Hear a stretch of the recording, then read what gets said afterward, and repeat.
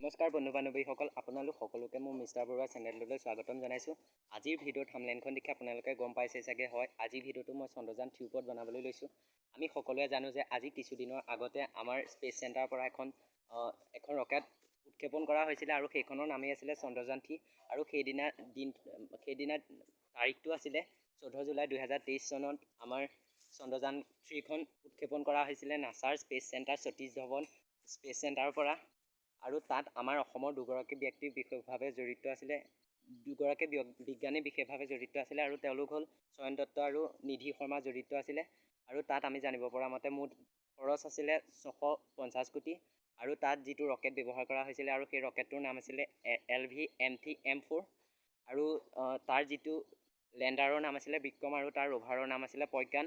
আৰু সম্পূৰ্ণৰূপে আমাৰ চন্দ্ৰযান 3খন গৈ পেলাই চন্দ্ৰপৃষ্ঠত অৱতৰণ কৰিছিলে।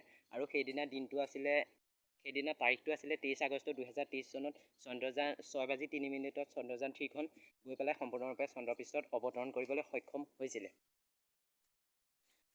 আৰু চন্দ্ৰযান 3ৰ সফলতাৰ পিছতে আকৌ আমাৰ আদিত্য 1 নামৰ এখন সূৰ্যলৈ পঠিওৱাৰ ব্যৱস্থা কৰা হৈছিলে।